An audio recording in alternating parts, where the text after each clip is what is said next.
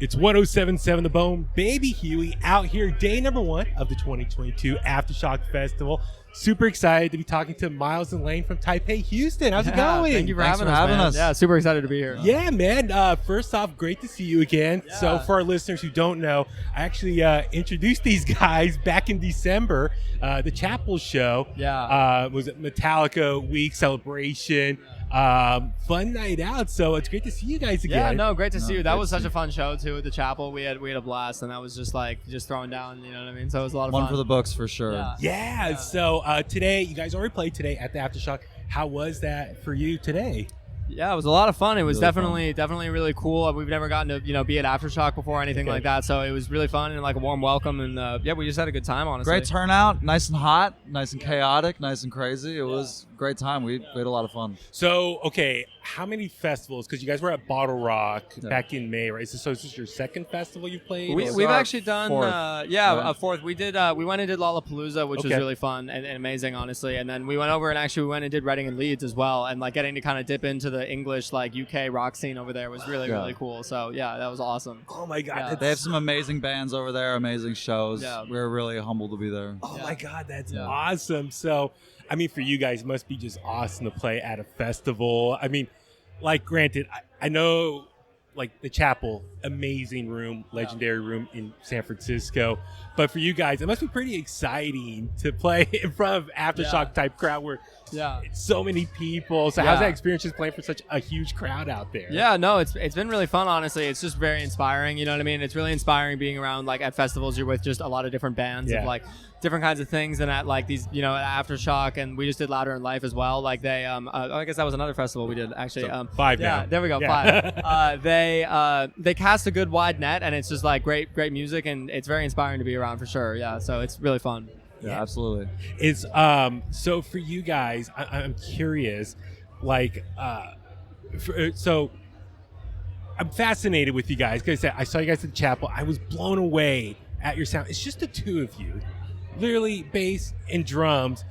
I'm just curious how that dynamic come together. Obviously, you're brothers.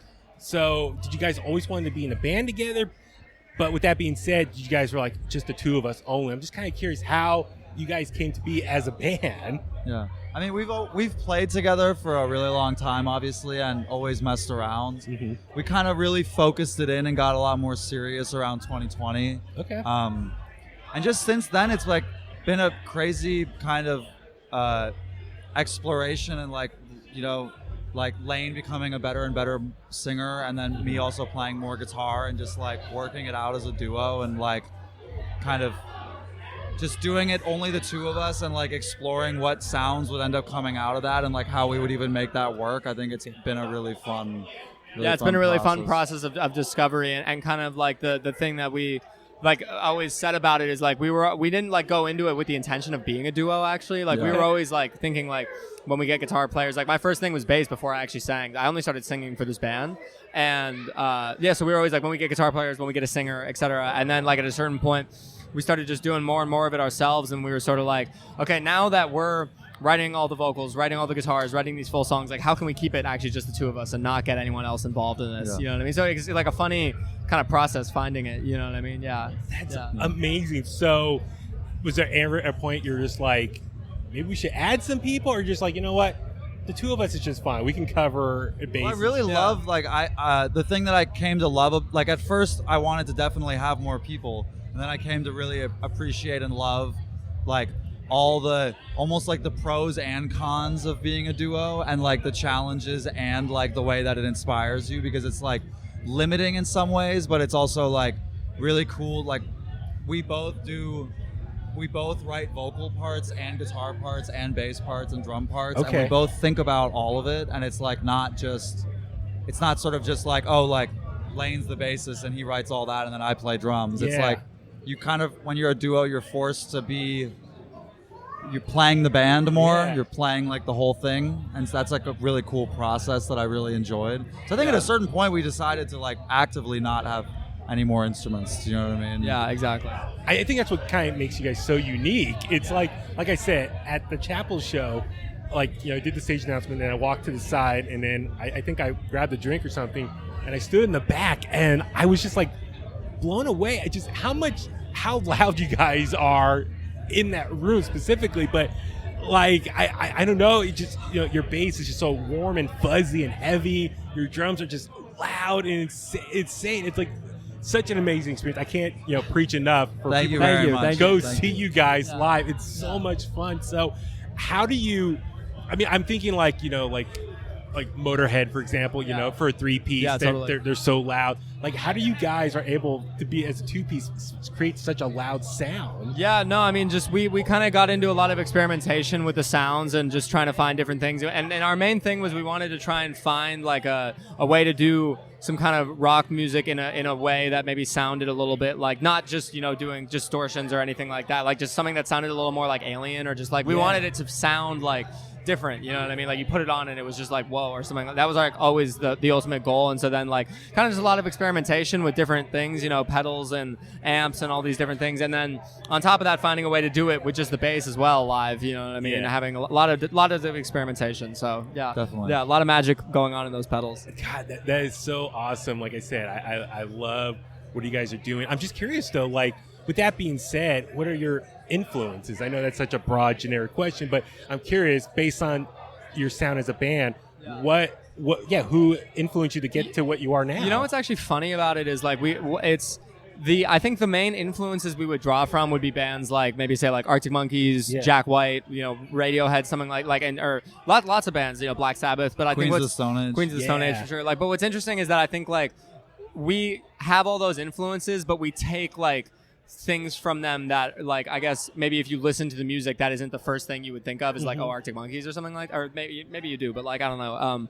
And I think we like look at all those bands and try to think about the really interesting and unique things that they do and the way that they've drawn on the legacy and lineage of music, and then like, you know, just try and do that in our own way and add our own piece to, you know, that kind of story. So yeah, I mean, that's Definitely. a lot of the influences for sure. No, it's awesome to hear. So I saw you guys recently just released a new single, right? Yeah, we just put out our second single, The Middle, which has just been out everywhere, and we did a video for it and everything, and it's been really, really fun having it out. It's been a lot of fun. That was one I was really excited to share. Okay.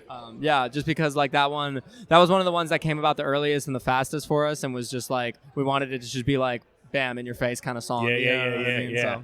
Now, for you guys, what's next after today? Yeah. What's next? More singles or album? Yeah, so we have a full release coming on November 4th called Once Bit Never Bored. Okay. We're doing 9 tracks, and so like this same weekend we just did Aftershock, and we are jumping out to Austin City Limits, which I'm really excited about. We're going to be down in Austin, and then we're also doing a headline show in San Francisco actually for the release for Once Bit Never Bored, November 2nd at Brick and Mortar. So we're really It'll be a excited nice about rowdy that. hometown That'll show. be really, really fun. Okay, hang out if you awesome. want. Yeah, Yeah. no, I'll come out there. Yeah, So- please do. Yeah. Because so everyone at work makes fun of me. Yeah. My birthday's November 14th. I'll no way. make an early birthday Yes, show. definitely. There we go. Yeah, So, definitely. I was gonna say, did you guys grow up in the Bay Area? Yeah, we did. Okay, awesome. So, I would say actually the Bone has a very special place in I was my gonna heart. say, it's okay, I was pretty gonna cool. ask. No, like The Bone We'll was beat you to it. was my high school soundtrack. Yeah. okay, so we can say so. Yeah, your dad Lars from Metallica. I remember one time he called in. This was years ago. I think maybe Death Magnetic, but he called into our morning show, and I think he said, I'm dropping my kids off at school. So I assume it probably was you guys at the time. Pretty much. Right? Probably. Yeah, So, exactly. so I'm just curious, though, for you guys growing up in the Bay Area, you know, our station, we really, myself, Chasta, we really try to preach, you know, the Bay Area music scene, trying to preserve it as best we can. You know, for me, growing up, you know, in the 90s and early 2000s, I was really into like the punk scene and the underground scene, and especially like in the East Bay and stuff. So I've always been kind of fascinated just the different music scenes in the Bay Area, how it's evolved. So for you guys, what was the music scene like for you guys growing up? Did you feel like you have a scene to tap into and play shows? I mean, now you're doing obviously Bottle Rock, Aftershock, but did you feel like you have a scene to be a part of to grow into? When I was growing up, I mean, I started playing like right before high school. Okay. I wasn't really ready to like jump out and do a lot of stuff like the first year or two, but like the thing I got really into was like I was definitely in the East Bay a bit and kind of more like funk and weird scenes, and there was like a lot of like really cool I always felt like in terms of like soul, electronic, R&B, funk, jazz. There was always great stuff going on in the East Bay. In the city, I never really know if I tapped into something specific. I mean, I used to go to shows like nonstop in the Mission and like more southern San Francisco. Yeah. I don't know if it was ever like a specific thing for me. Yeah, but I always had a lot of fun playing. I always felt like Bay Area music fans were really devoted, and like B, really rowdy and fun to play shows for. So I was like always a really I mean, I didn't play that many shows, but I'd go to a lot, and I always just loved going to shows in San Francisco more than anywhere else I'd ever been, honestly. Any venues particularly love going to? Bottom of the Hill. Yeah, I was going to say. DNA Lounge. I saw some really rowdy shows at the Rickshaw DNA Lounge. Stop. Yeah. Parkside. Slims, which rest in peace. R.I.P. Rest in peace so to Slims, sad. I know. I know. I mean, the thing about the Bay Area that I think is just so cool is it's just like it's artistic and interesting people that are not in the. It's not as quite as much of like a main hub or anything like that, like LA, where like there's something about like people. LA has a certain thing or whatever, but like in San Francisco, I think people are just like so into it and go so passionate about their music. And like for me, getting to grow up like around passionate people, just like playing stuff and especially like crazy heavy stuff and like out in the East Bay and everything, I think people just like it's awesome. So. Yeah. I know. I'm glad that you guys say that. You're preaching that. You're active, playing. I mean, I really want to make sure the music scene stays alive. Just, I mean, you guys know, like the tech is coming to San Francisco and like taking over stuff, and so I think it's really important that people go out, see local music, support local bands. 100%. Definitely. I know it's tough. I know money's tough for people, gas price and whatnot, but I think it's just so important to go out and see local music. So I'm glad you guys are on the same page. No, there's so many great Bay Area bands of like every genre, and we got to keep supporting 100%. Yeah, exactly. I'm a big believer in the Bay Area scene. Yeah, that's no goosebumps just thinking about that. So I'm just curious. Listen, Lars is your dad. I'm kind of curious when you guys told him you want to start this band, what was his reaction? What was kind of like? How did he wanted to handle it? The reason I ask is another example, Billy Joe Armstrong, Green Day, Joey, his son, when he started Emily's Army, which became Swimmers. I remember initially he did interviews.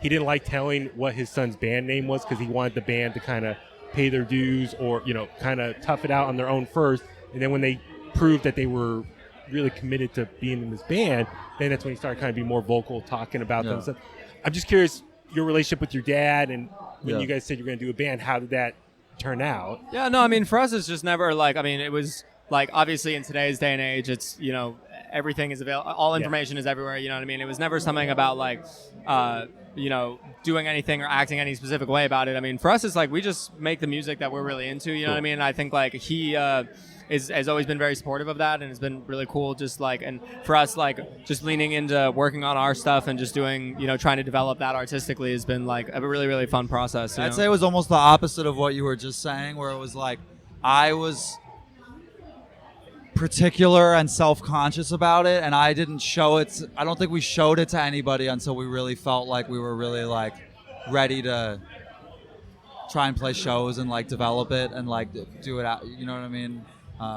There was never really any conversations with anybody where it was like, hey, we're starting a band, and then like everything, it was more like we played some songs for people once we'd written the majority of the record, but it was much more, it was later into it, you know what I mean?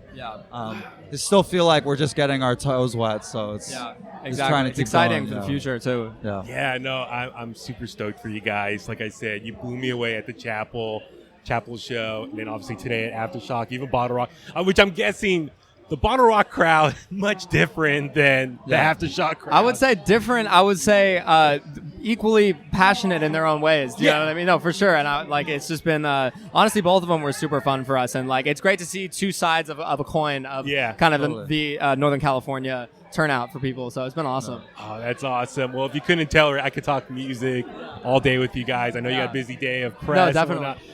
We have to do this again. You should come by as soon the as studio. Possible. Yeah. Oh man, we would love to. You guys still based in the Bay Area? We've been kind of all over recently, but we're up here a lot. Yeah, we're coming up, and like I was saying, like November 2nd, the headline show that we're doing, we'll definitely be back up, and we come up all the time. So obviously, Brick and Mortar, November 2nd. I've driven by that place so many times. I've never actually been in been there. Yeah. I've gone over there to get on 101 and Yeah, whatnot. confession is I haven't been there either. Okay, yeah, I've heard, okay, I've heard really I'm great stoked things. to, yeah. Yeah, 'cause it's right there in the corner and like totally. the neon light and stuff. So yeah, okay, November 2nd. Encourage all the boneheads. Hang out. Go out there. Yeah, do it. It's gonna be a Come on fun out. show. Awesome, guys. Thank you so much for your time. Thank you to the Bone for Huge years thank you of to the rock Bone. and This roll. is the coolest thing as people growing up in the Bay Area to get to be on the Bone. So thank you so much. Awesome. The Thank you Bone so is much, the guys. Bone are my heroes. Exactly. You're my exactly. heroes now. You're my new favorite band. Thank you, Cheers. guys. Thank you very much.